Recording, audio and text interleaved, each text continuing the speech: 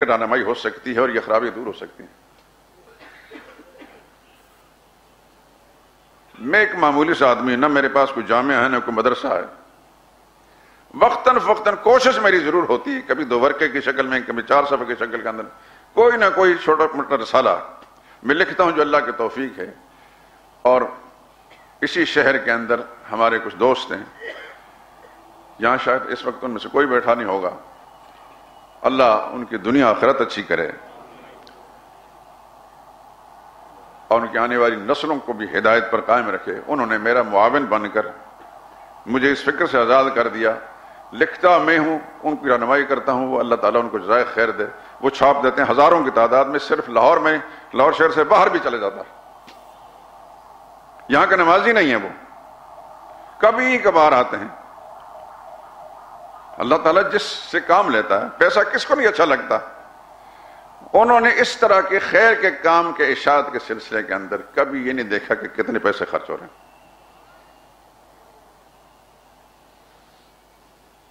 اور اللہ تعالیٰ اسی درجے میں ان پر مہربانی بھی کر رہے ہیں۔ اللہ تعالیٰ ہر مسلمان کو توفیق دے۔ میں آپ حضرات کے لیے بھی دعا گو ہوں، پروردگار عالم آپ کو بھی اپنی ذہنی، فکری، اعتقادی، نظریاتی اساس کو درست رکھنے کے ساتھ ساتھ آپ کو جتنے اللہ نے وسائل دیے ان وسائل کو دین کی اشاعت کے کام میں صرف کرنے کی توفیق نصیب فرمائے۔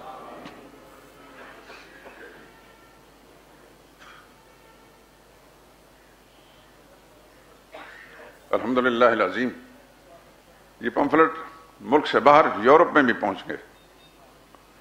جس طرح ہمارا جمعے کا خطبہ ہمارے ساتھی ڈاکٹر نصر اللہ صاحب، اللہ ان کو سلامت رکھے، لمبی زندگی، صحت و عافیت کے ساتھ، امام کی سلامتی، جان کی سلامتی کے ساتھ دے۔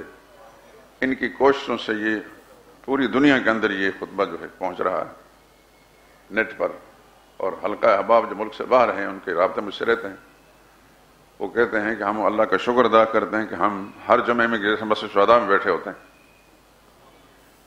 نظریاتی اصلاح ہو رہی ہے لوگوں کی، الحمدللہ۔ آپ جانتے ہیں اچھی طرح ہمارا کوئی دنیاوی مقصد نہیں، کوئی نہیں، نہ واہ لینی ہے نہ دنیا کا مال بٹورنا ہے۔ البتہ ایک بات ضرور ہے کہ رب العالمین ہم سے راضی ہو جائے اور خاتمہ ایمان پر ہو جائے اور مسلمانوں کی اصلاح ہو جائے۔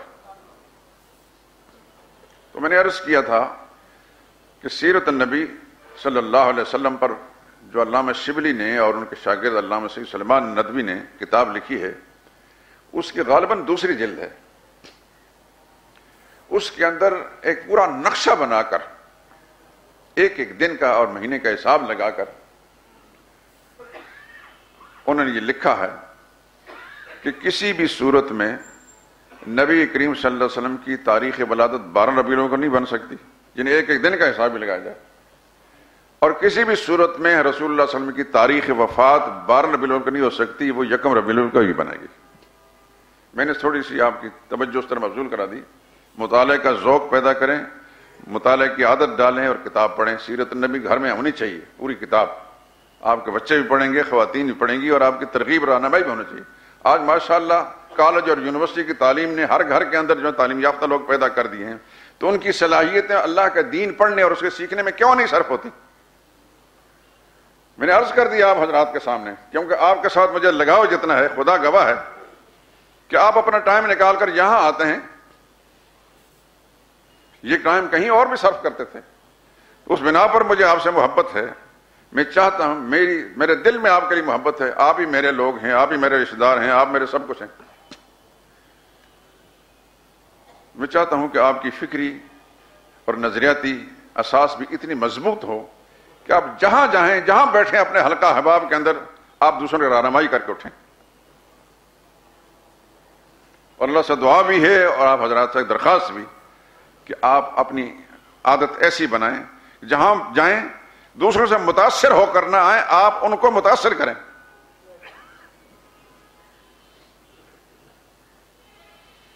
میں اللہ کے سامنے جواب دہ ہوں اس بات کا، آپ کے سامنے نہیں۔ آپ مجھ سے کیا جواب لیں گے؟ لیکن میرا رب تو مجھ سے پوچھے گا کہ تو نے لوگوں کی صحیح رہنمائی کی تھی کہ نہیں کی تھی، اور اگر ہم نے غلط کیا ہوگا تو جو اللہ کے ہاں مولوی طبقے کو اور پیروں کو مار پڑے گی نہیں، اس سے زیادہ اس کا تصور ہی کوئی نہیں ہو سکتا۔ اگر اللہ نے علماء کا مقام اونچا رکھا ہے، وارث انبیاء بنایا ہے، تو پھر ذمہ داریوں کے سبب سے ذمہ داری پوری کریں گے تو پھر خدا کے ہاں وہ مقام ملے گا، نہیں پورے کریں گے تو پھر بدترین مخلوق ہے یہ۔ حضور نے فرمایا الا ان خیر الخیر خیار العلماء، سن لو خدا کے مخلوق بہترین طبقہ جو علماء کا ہے، وَإِنَّ شَرَّ شَرِّ شِرَارُ العلماء، اور بدترین طبقہ جو علماء کا ہے۔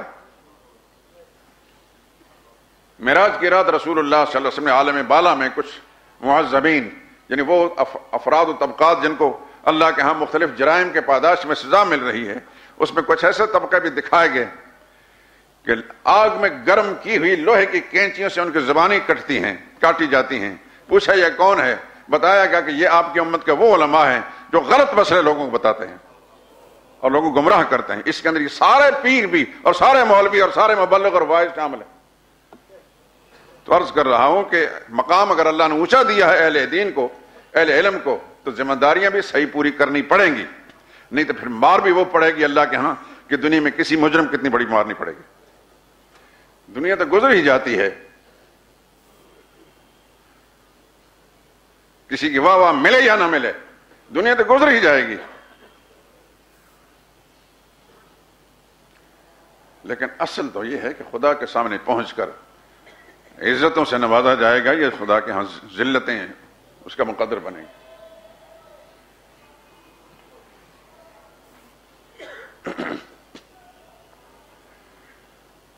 آپ کو یاد ہوگا، مجھے ابھی ہمارے پروفیسر صاحب نے بتایا ہے کہ 2008 میں نبی کریم صلی اللہ علیہ وسلم کی سیرت طیبہ اور حیات مقدسہ کا ایک مضمون شروع کیا تھا، اور غالباً 85 خطبات اس سلسلے میں بیان بھی ہوئے تھے، اور پھر اس کی کچھ تفصیل بھی انہوں نے عرض کی ہے۔ مجھے یہاں تک یاد ہے کہ رسول اللہ صلی اللہ علیہ وسلم کے معراج تک بات پہنچی تھی، اور پھر وہ سلسلہ ختم ہو گیا، شاید اس کے بعد رمضان کا مہینہ شروع ہوا۔ تو آپ کو پتہ ہے کہ رمضان کا مہینہ تو مخصوص ہوتا اللہ کی توحید کے لیے، پھر وہ بات ذرا لمبی چلی جاتی کئی مہینوں تک، پھر وہ سلسلہ رک گیا، اور میں نے عہد کیا تھا اور ابھی اس پر میں قائم ہوں انشاءاللہ کہ اس سلسلے کو میں مکمل کروں گا انشاءاللہ العزیز۔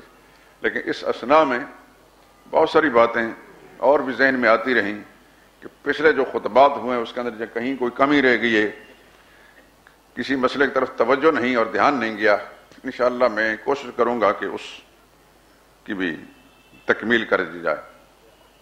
آج ابتدائی گفتگو ہے، یہ مہینہ بھی ربیع الاول کا ہے، سرور کائنات صلی اللہ علیہ وسلم کی ولادت کا مہینہ بھی ہے اور بعثت کا مہینہ بھی ہے۔ آپ کی ولادت کا مہینہ بھی ہے اور وفات کا بھی ہے۔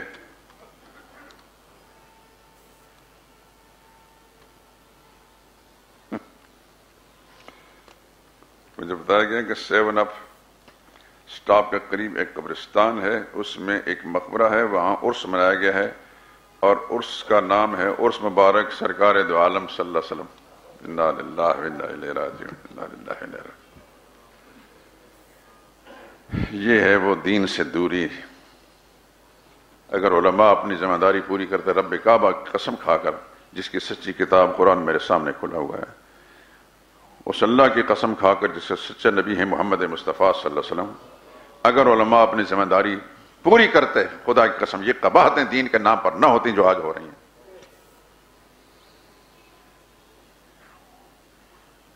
انا للہ و انا الیہ راجعون۔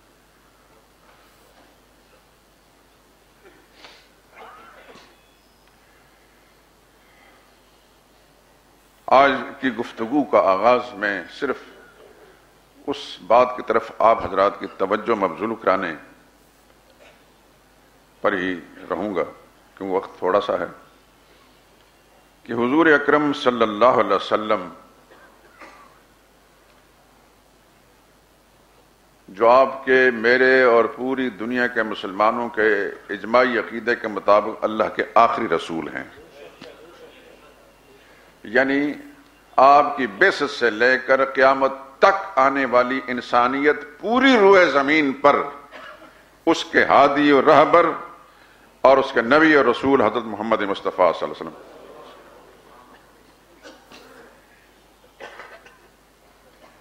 یہ بھی سب جانتے ہیں کہ حضور اکرم صلی اللہ علیہ وسلم نے مکی زندگی 13 سال کی زندگی کیسے گزاری. آپ پر جو قرآن نازل ہوا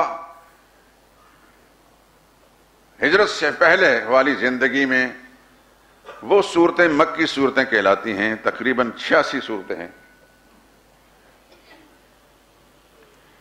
یقیناً آپ قرآن کریم کا مطالعہ کا لفظ تو خیر غیر موضوع ہے، قرآن کریم کی تلاوت کرتے ہوں گے. مطالعہ تو عام کتاب کا ہوتا ہے، قرآن کریم کی تلاوت کرتے ہوں گے. یہ لفظ غلط نکلا میری زبان سے، اللہ تعالیٰ محفوظ فرمائے، اللہ معاف فرمائے. قرآن کریم کی تلاوت ہوتی ہے.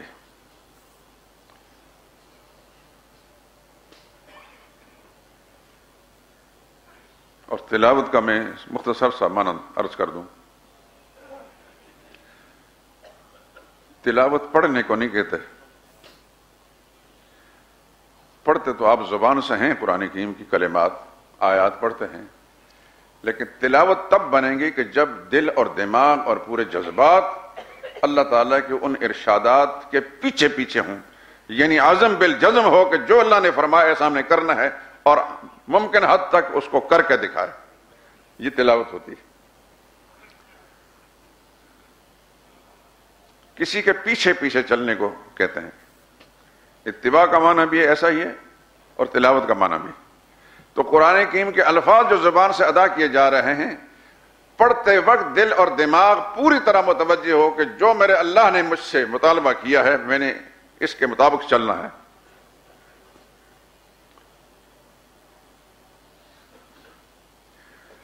تو مکی صورتیں آپ تلاوت کرتے ہیں، اللہ سب کو توفیق نصیب فرمائے اور کما حق ہو توفیق نصیب فرمائے کہ اس کے الفاظ بھی صحیح ادا ہوں اور معنی اور مطلب سب پوری طرح آگاہ ہونے کے بعد زندگی بھر اس کے مطابق گزاریں. مکی صورتیں 86 صورتیں ہیں. تلاوت کے دوران کبھی ترجمہ آپ نے پڑھا ہوگا، غور کیا ہوگا. ان صورتوں کے اندر نماز، روزہ، حج، زکوٰۃ وغیرہ ان احکام کا کوئی تذکرہ ہے؟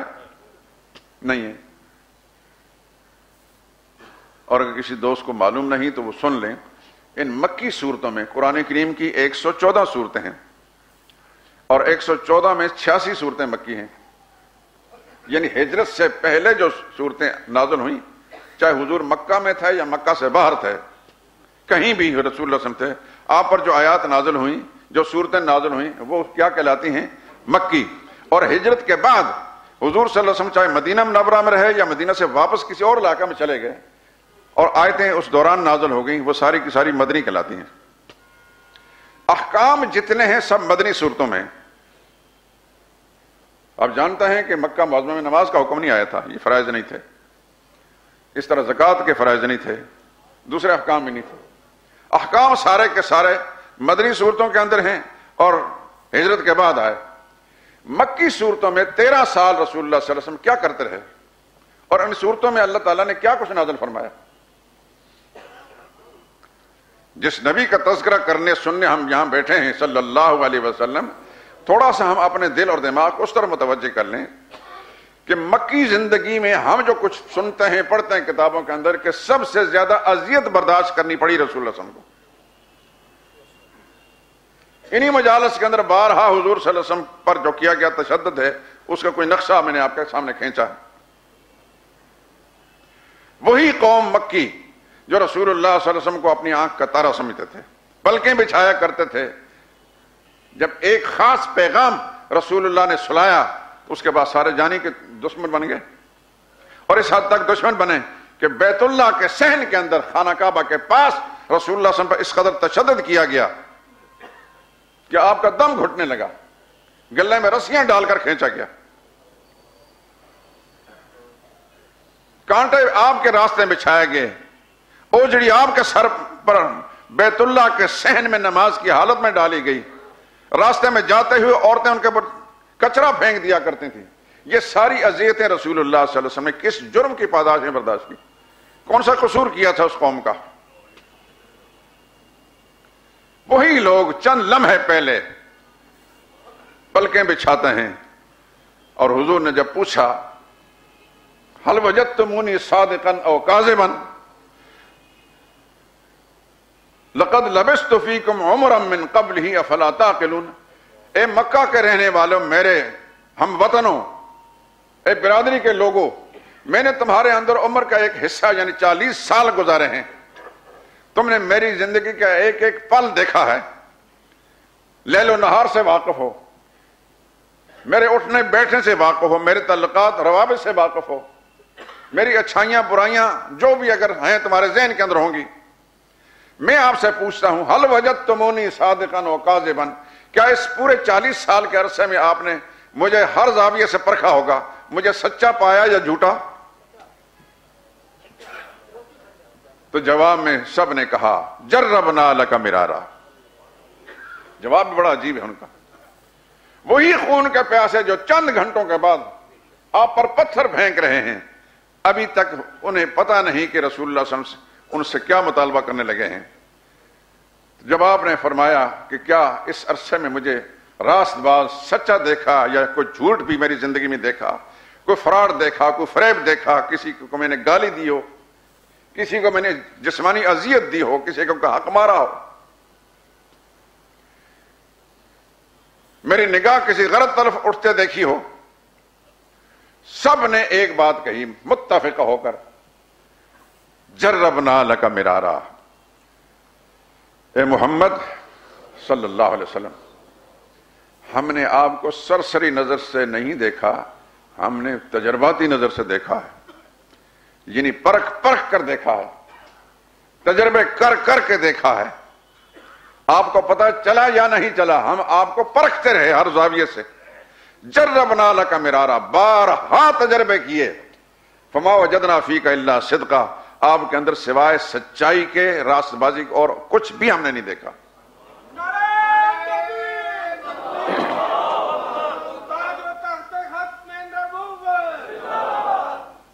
جزاکم اللہ۔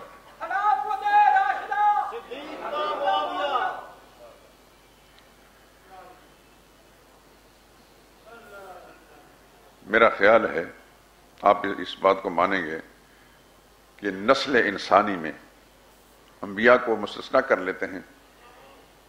سابقہ انبیاء کی ہمیں یہ ہسٹری معلوم نہیں کہ انہوں نے دعوت کا کام شروع کرنے سے پہلے اپنے آپ کو قوم کے سامنے اس طرح پیش کیا ہو، ہمیں معلوم نہیں، اس واسطے اپنی طرف سے کچھ کہنے کی مجاز نہیں، لیکن گمان یہ ہے کہ انبیاء چونکہ راست باز ہی ہوتے ہیں، سچے ہی ہوتے ہیں، اس واسطے انہوں نے یہ بات فرمائی ہوگی۔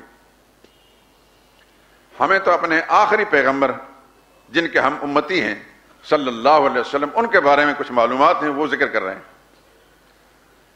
کہ اس طرح دنیا میں کوئی بڑے سے بڑا لیڈر، بڑے سے بڑا قوم کی سیادت اور قیادت کا عزم اور جذبہ لے کر اٹھنے والا، اپنے آپ کو پیش کر کے اپنے بارے میں ریفرینڈم کرا کر ایسا متفقہ فیصلہ لے سکتا اور آج تک کسی نے لیا ہے؟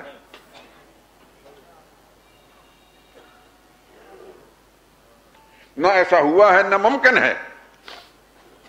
دنیا میں ایسا انسان پیدا ہی کوئی نہیں ہوا، اور مجھے دعویٰ ہے کہ انشاءاللہ قیامت تک پیدا بھی کوئی نہیں ہوگا کہ جس طرح محمد مصطفیٰ صلی اللہ علیہ وسلم نے بے داغ زندگی گزاری اور بے داغ زندگی قوم کا سامنے پیش کی، اور سب نے کہا آپ کی زندگی میں ہم نے کچھ بھی نہیں دیکھا سوائے سچائی کے، راست بازی کے۔ لوگ یہ بھی کہتے تھے ہم اپنے بچے کے سر پر ہاتھ رکھ کر، جو ہمارا بچہ کہلاتا ہے، قسم کھا کر یہ نہیں کہہ سکتے کہ یہ ہمارا ہی بچہ ہوگا، لیکن آپ کے بارے میں قسم کھا کر کہتے ہیں کہ آپ میں سوائے سچائی کی، راست بازی اور کچھ بھی نہیں۔ صداقت، امانت، اس انداز سے انہوں نے اعتراف کرایا۔ بچے کے بارے میں اس لیے نہیں کہہ سکتے کہ ہو سکتا ہے کہ کسی وقت ہماری بیوی نے کوئی خیانت کی ہو، لیکن آپ کے بارے میں دو رائے نہیں، ایک ہی رائے ہے۔ حضور صلی اللہ علیہ وسلم نے ایک اور بات فرمائی۔ اچھا، ایک اور بات کہتا ہوں، اگر میں یہ کہوں کہ یہ جو سامنے پہاڑ ہے جو طائف کی طرف ہے، مسجد حرام سے پیچھے پہاڑ ہے کافی اونچا، اس زمانے میں شاید اور اونچا ہوگا، اب تو تعمیرات کے سبب سے کئی چیزیں جو ہیں اڑا دی گئی ہیں۔ میں اگر یہ کہوں کہ ایک دشمن یہاں گھات لگائے بیٹھا ہے، تمہیں معلوم نہیں کہ ہمارا کوئی دشمن ہے بھی کہ نہیں، لیکن میں کہوں کہ ایسا دشمن ہے تو مان لو گے؟ تو کہنے لگے کہ ہم مان لیں گے، اگرچہ ہمیں معلوم نہیں کہ ہمارا کوئی دشمن ہے، لیکن جس آدمی نے 40 سال تک کوئی غلط بیانی نہیں کی، آج بھی وہ کبھی غلط بیانی نہیں کر سکتا۔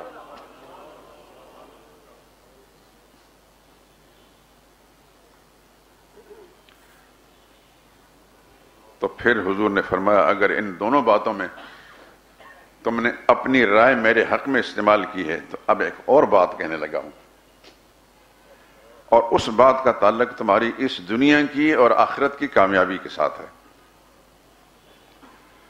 اور وہ بلکہ الحدیث کے اندر یہاں تک آتا ہے کہ ابو جہل جیسا دشمن، اور ایسا دشمن کہ جس کے بارے میں حضور کے فرمانے کے مطابق آج تک انسانیت میں اتنا بڑا کافر ہی پیدا کوئی نہیں ہوا، فرعون سے بھی بڑا کافر تھا، کیونکہ فرعون کو جب موت کی ہچکی لگی بحیرہ قلزم کے اندر جب ڈوبنے لگا تو اس نے اس وقت کلمہ پڑھنے کی کوشش کی، اور اس کلمہ پڑھنا ہماری سورہ یونس میں موجود ہے، سورہ قرآن کریم میں، آمنت انہ لا الہ الا الذی آمنت بہ بنو اسرائیل، میں ایمان لاتا ہوں اس ذات پر جس کے سوا کوئی اور الہ نہیں جس پر بنی اسرائیل ایمان لائے۔ تو اللہ نے فرمایا آن اب دماغ ٹھکانے آیا ہے، اب تو موت کی ہچکی جب لگ جائے تو اس وقت توبہ قبول نہیں ہوتی۔ یاد رکھیں میرے دوستو، ہمارے نبی کا یہ فرمان ہے صلی اللہ علیہ وسلم کہ موت کی ہچکی لگنے سے پہلے ہر وقت کوشش کرتے رہنے چاہیے انسان کو توبہ کرنے کی، کیونکہ نزع کا وقت جب شروع ہوتا ہے تو پھر توبہ کرنا جو مفید ثابت نہیں ہوتا۔ اس سے پہلے جب بھی 100 سال کا کافر بھی سچے دل توبہ کرے اللہ اس کو معاف کر دیں گے۔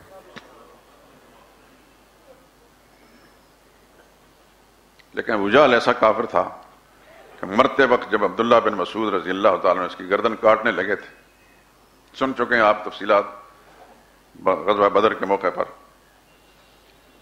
زخمی حالت کے اندر گرا پڑا تھا مردار، تو حضور نے عبداللہ بن مسعود کو بھیجا، جاؤ اس کی گردن کاٹ کے لاؤ۔ آپ سوچتے ہوں گے یا دنیا سوچے گی ایسا کیوں کیا، یہ ہمارے سوچنے کی بات نہیں، اللہ کے پاک پیغمبر کے یہ فیصلے ہیں، اور نبی کی فراست پر ساری دنیا کے انسانوں سے بڑھ کر ہوتی ہے صلی اللہ علیہ وسلم۔ عبداللہ بن مسعود جاتے ہی اس کے سینے پر چڑھ کر بیٹھ گئے،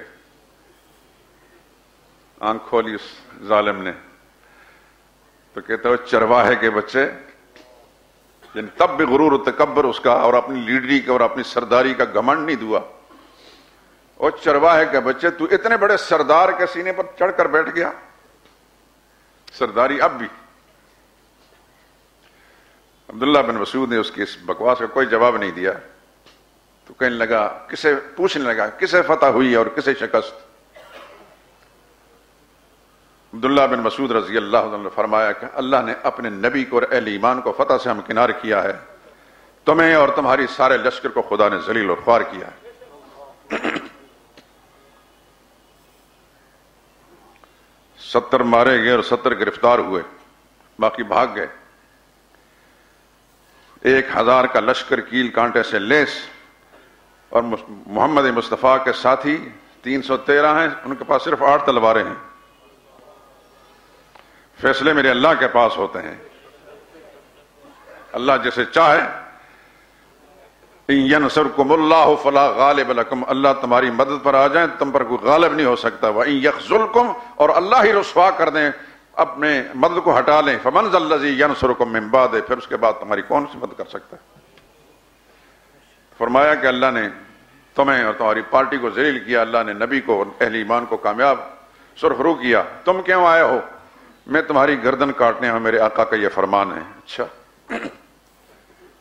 تو کہنے لگا یہ لو میری تلوار، تم چھوٹے آدمی، معمولی آدمی کی تلوار کیا ہوگی؟ مرتے وقت بھی ظالم کا غرور تکبر نہیں گیا، یہ میری تلوار سے میری گردن کاٹنا اور حلق کے قریب سے نہیں، ذرا کندھے کے قریب سے کاٹنا، تاکہ مقتولین کے سروں کے اندر میرا سر اونچا نظر آئے اور ہر ایک یہ قوم کا لیڈر تھا، سردار تھا، سرداری کا گھمنڈ اب بھی ہے۔ جب ایسا، اور پھر اس ظالم نے جو آخری پیغام حضور صلی اللہ علیہ وسلم کو بھیجا، جس کے لیے میں نے یہ قصہ سنایا، محمد کو جا کر میرا پیغام دینا صلی اللہ علیہ وسلم کہ زندگی میں آپ کے بارے میں دل میں اتنا بغض اور دشمنی نہیں تھی، بیر اتنا نہیں تھا جتنا آج مرتے وقت میرے دل میں آپ کے خلاف بیر ہے۔ جب اس کا سر لا کر رسول اللہ صلی اللہ علیہ وسلم کے قدموں میں پھینکا گیا تو حضور نے فرمایا یہ اس امت کا فرعون تھا، لیکن اس سے بڑا کافر کوئی بھی دنیا میں گزرا نہیں۔ اس فرعون نے تو مرتے وقت جو ہے کلمہ پڑھنے کی کوشش کی، الگ جو وہ قبول نہیں ہوا، لیکن اس فرعون نے تو مرتے وقت کلمہ کفر کہا تھا۔ وہ ابو جہل، اس کا قصہ میں نے سنا ہے، وہ کہا کرتا تھا تصدق الحدیث، اے محمد آپ ہر بات میں سچ ہیں، کہتے ہیں ہر بات میں سچے ہیں، لا نکذبک، ہم عام باتوں میں آپ کو نہیں جھٹلاتے، ولیکن نکذب بالذی جئت بہ، البتہ یہ جو مسئلہ ہے لا الہ الا اللہ کا، اس مسئلے میں آپ کو جھٹلاتے ہیں کہ یہ ہمارے آبائی عقیدے کے خلاف، یہ مسئلہ نہیں مان سکتے۔ تو عرض یہ کر رہا تھا کہ حضور صلی اللہ علیہ وسلم نے جب اس کے بعد 2-3 سوال پوچھنے کے بعد فرمایا کہ اب میں تمہیں ایک بات کہنا، قولوا لا الہ الا اللہ تفلحوا، لوگو پھر ایک تمہاری دنیا آخرت کی بھلائی کا پیغام لے کر آیا ہوں، اور وہ پیغام یہ ہے کہ تم کہہ دو سارے کے سارے زبان سے لا الہ الا اللہ، اللہ کے سوا کوئی اور الہ نہیں، تفلحوا، تم سب کامیاب ہو جاؤ گے۔ پھر اس کے بعد کیا جواب دیا، وہ جواب انشاءاللہ آئندہ ذکر کروں گا۔ سبحانک اللہم و بحمدک لا الہ الا انت۔